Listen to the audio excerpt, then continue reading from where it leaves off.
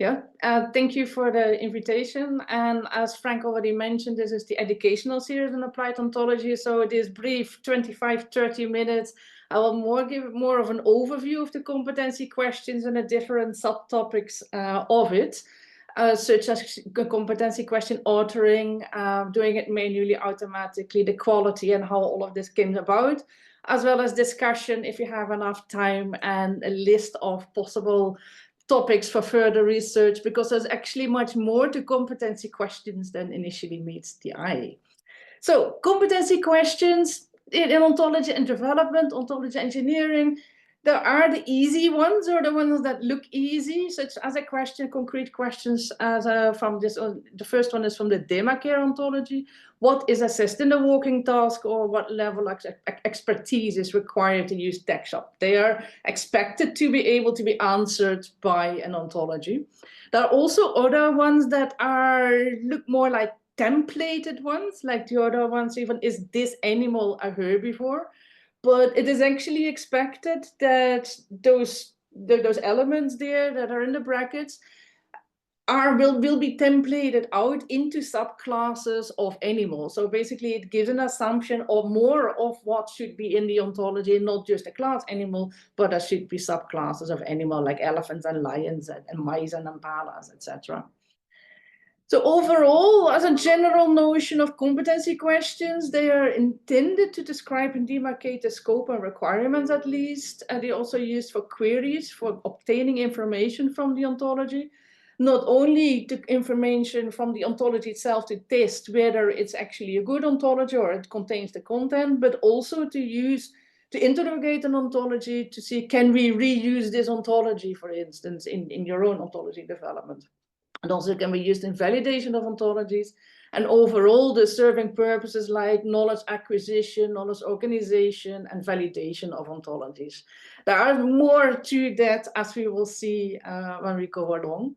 So here's also an example of a specific method that was test-driven development. And once when we developed it back in 2016 and this final version 2019, we had this notion here, there's a select TDD test, and somehow, somewhere, the axiom came about. And it could be a knowledge engineer writing it or a domain expert, but we also were thinking back then, there could be a competency question in natural language. We formalize it, and then we can put that into our ontology, which motivated actually looking more into competency questions.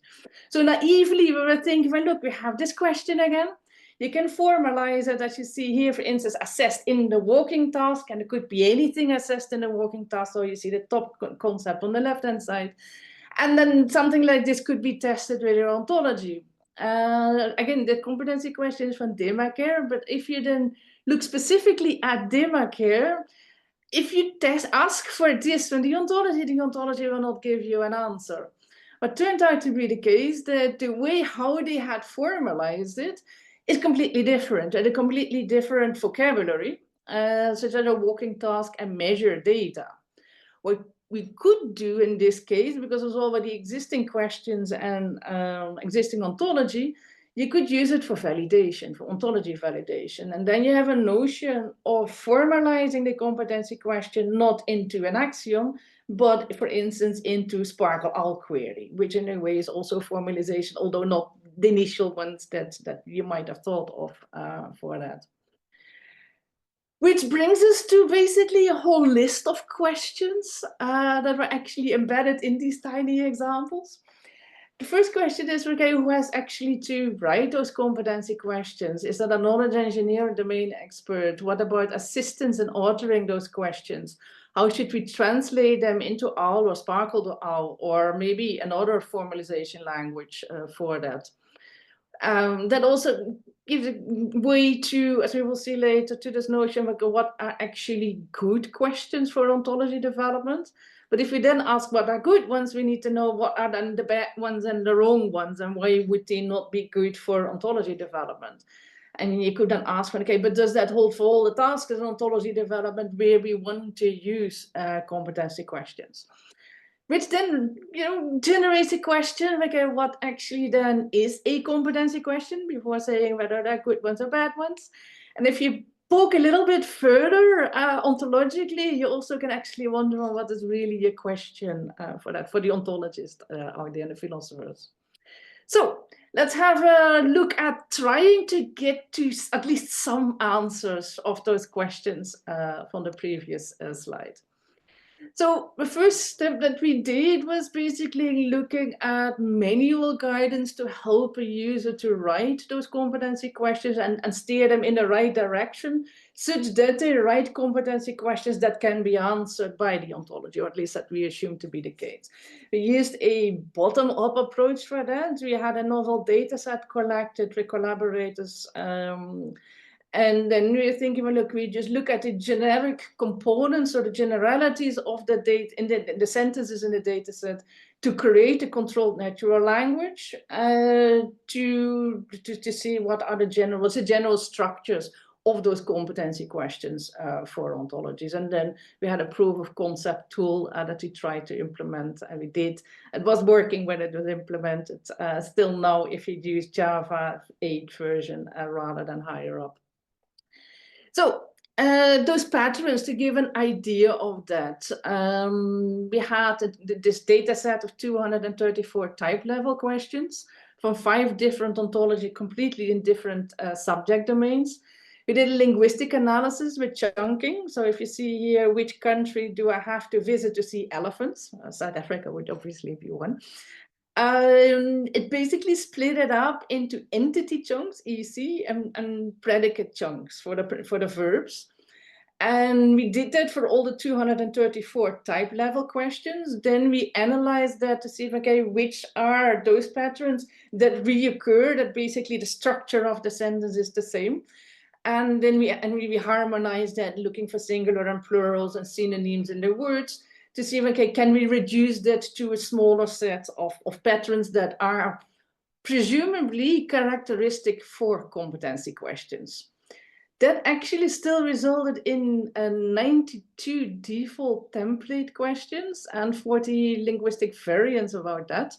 And we have a controlled natural language for that this called Claro, that ideally helps you in formulating the competency question, steers you in that direction. But even already 92 different sentence structures is actually quite a lot. So here's a screenshot of the tool. In interest of time, I just put screenshots in there. If you want a video and see how it works, that's possible too, with more details. So you start typing, and then it basically already pre-selects the possible templates that would fit into it. You choose one. In this case, that was the penultimate one. You see here the noun phrase, and you would type in text, for instance, whatever, dog food or whatever you want to put in there. So you can edit the template to whatever it needs to be for your specific competency question as a way to guide you, or the idea is to guide you in the right directions. Thing, however, is you still need to write something. It is data-driven, so any errors in the competency question data set and in chunking propagates to the controlled natural language. The coverage itself was okay on seeing competency questions, but then we also wanted to know, well, look, if you have a larger set of competency questions and we clean up the sentences a little bit, will the coverage improve? And yes, that it did, and we had more templates yet again. But this process with the bottom-up process is unlikely to ever be covering the 100% correctness, and even for that's just done for English even. So that actually spurred several activities from several people in looking at, can we just automate this competency question ordering? Because during the ontology development process, I don't think anybody really enjoys writing those competency questions, but we all know we need them. So let's just see how we could automate it. So far, in the last 2 years, there was only some results, and the first results have been obtained in that. There is a notion of doing this from scratch with a corpus-based approach and a large language model, and the notion of retrofitting it to an existing ontology for those people who had not yet developed those competency questions. So from scratch, the idea there is that you create, or you get a text corpus, you determine important statements, convert it into questions. You get a lot of questions that are definitely not competency questions, and those ones were then filtered out with those Claro templates that we already knew that at least give an indication of sensible competency questions.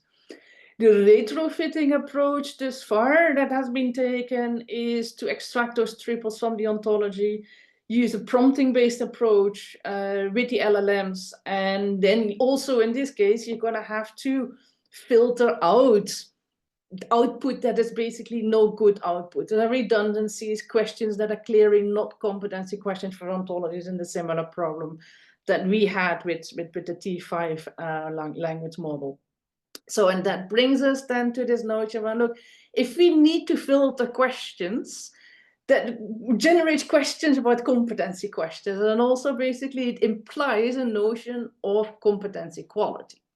A competency question quality. So let's look at that one then to see when can we tighten that notion of competency question quality to improve on the competency question writing at least.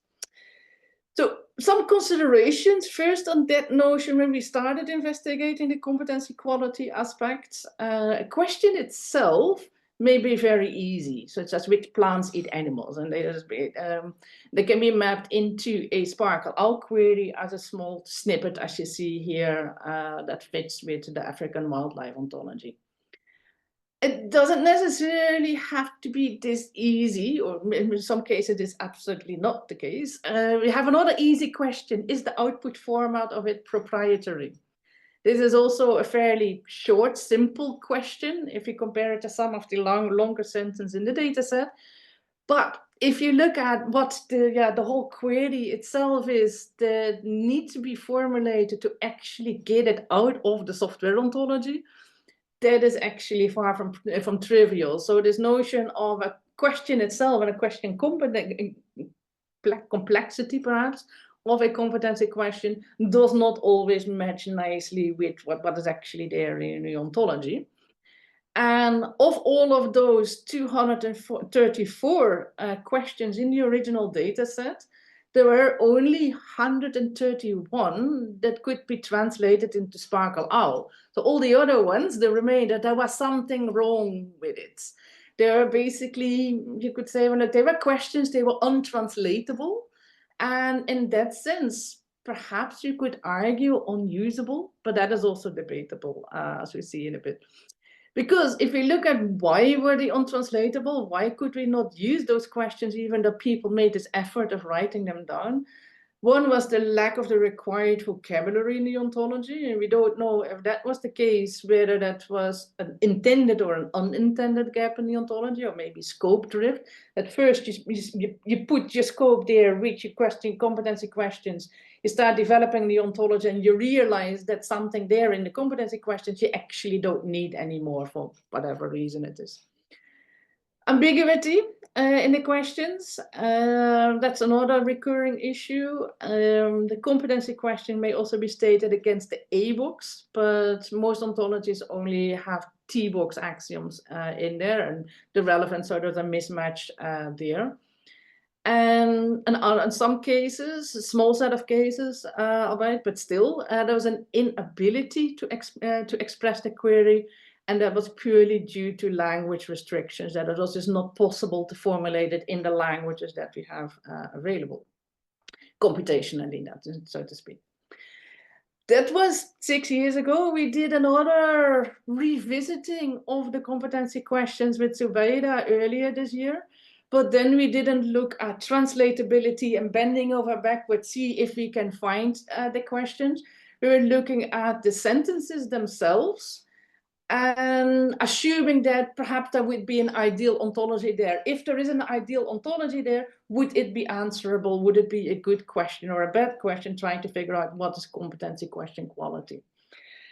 There was still, out of that same data set, 53 problematic questions, or about 23%. 17 of those ones were actually easily solvable grammar issues.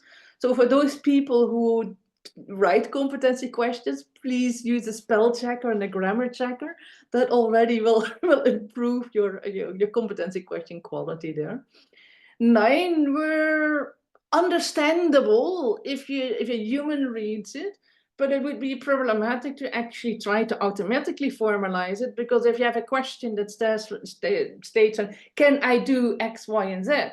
Well, the ontology is not going to evaluate you, or if you as a person have the capability to do something, because that is what it literally is saying. So they would need to be reworded for them. The other ones, as mentioned before, they have a range of issues, including ambiguity and other kind of problems, like, for instance, when it was asking about the fastest software. But in an absolute sense, how do you determine what the fastest software is? Can the ontology determine that as being the fastest? Or in precision, what would the domain expert have meant writing a competency question that actually had a term in there, possibly problematic behavior? Behavior you can put in your ontology, but how are you going to put possibly in your ontology, and how are you going to put problematic into your ontology? What does that actually mean? So there are basically, if we analyze competency questions, two categories of issues. Ones are absolute issues and relative issues. Absolute ones are syntax issues, questions no ontology will be able to answer, and vague statements. The relative issues, they are to some extent debatable. They can be with respect to the ontology's content, that the content doesn't cover it for whatever reason. Or the representation language in the ontology has limitations such that the question could not be formalized, or the query language has limitations. And then if you have a competency question in your set and it never will be able to be possible to answer it within ontology, why would you still want to keep that competency question then? Which brings us to an interesting component from philosophers, different Wisniewski than the one from the data set. This Wisniewski proposed this notion of semantically faulty questions. He gave as example which natural number is smaller than 0. Computationally, it's fine that we would say none, because this is an empty answer. But ontologically, you could say, well, look, but the question asked for a natural number, and none is not a natural number. So therefore, the question is semantically faulty, because it cannot give a natural number that was asked for. So if we were to translate that ontological idea from philosophy to the competency question for ontologies, we would get to this notion that if you have a competency question, it should not always have the empty set as answer if you ask it to the ontology, and otherwise it's not a good question. And maybe as if writing competency questions is not already a hassle enough, that actually when you write them, you should be writing down also the expected answers for that question when you formulate it. So for instance, if you have again this what is assessed in the walking task that we saw at the start of the slides, the what could be anything, because it was a sentence in isolation. So if you do it over the ontologies, maybe there are cucumbers in the ontology, I don't know. No, actually what we meant within the what, there is a category of things that we wanted to have as an answer. And if you look at the ontology, and the users probably would have expected something like gate and latency data, and it would be useful to actually state that together with your competency questions. But that also gives an idea of digging deeper from what the philosophers are actually saying about questions in general, and to see, can we apply some of that to the notion of competency questions. So there is a notion already proposed of question complexity, and that is purely of the natural language sentence. And we don't talk about how that translates into a SPARQL query or another kind of query language or an axiom. The implicit assumptions with it. There was also a notion of the function, the goals, and the motivations of the questions. With the function is claimed to be an information-seeking act. With goals, the notion of knowledge acquisition or knowledge organization as two different kind of tasks. Types have been proposed as well. Two that recur in various literature are a notion of hypothesis scanning versus constraint seeking. The hypothesis scanning is verifying if your hunch is right, so this notion. The constraint seeking is perhaps the more interesting one if you look at knowledge acquisition and knowledge organization, because you're basically trying to interrogate the object that you're asking something about. And that looks at the properties then that in the end you may want to use in formalizing your information in or your knowledge in the ontology.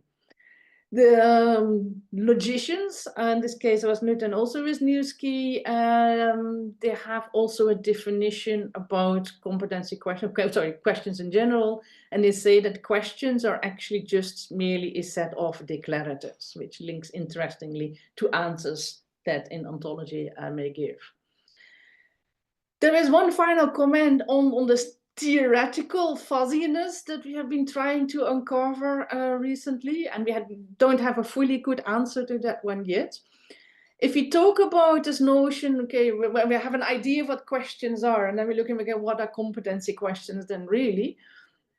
Elsewhere, the term competency questions is used with respect to humans. For instance, there are competency questions, or they call it competency questions. For instance, to assess fitness of a witness in a trial, can they stand witness? And that is always about the human, whether he is competent in some way. Whereas if you talk about competency questions for ontologies, then we're talking about an object. And then you can ask yourself also a competency of what exactly? Are we talking about competency questions for the ontology as a whole, or maybe a specific modeling style or pattern? Maybe a small piece of knowledge asked for. Maybe we talk specifically about the class or property axiom or the vocabulary present in an ontology. Should we also have competency questions that only can be answered by the annotations? Because maybe there may be a description in the annotation of something that could not be formalized, but you still want to have it answered by the ontology. That could be as well. So far, however, because we were looking at different notions of competency questions and different types and knowledge organization and knowledge acquisition, the overall scope of the ontology for the competency questions, we try to identify different types of competency questions rather than having one bucket where everything goes into. So what you see on the right-hand side are what we have domain competency questions for overall ontology that are intended for scoping the area as well as for validating the ontology as a whole. However, that knowledge may be represented in the ontology as long as it's somewhere there, you would have your validation competency question. Whereas on the left-hand side, that we, for lack of a better term, have called ontological competency question.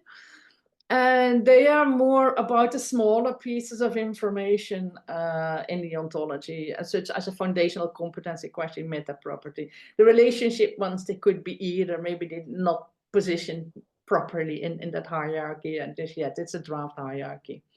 So to give you a couple of examples of those additional or more specific competency questions, those from the foundational ones, they fit Ram's notion of knowledge organization goal. For instance, where to precisely link that specific entity. For instance, if you see your entity X here, you would fill in that entity that you want to align to the foundational ontology.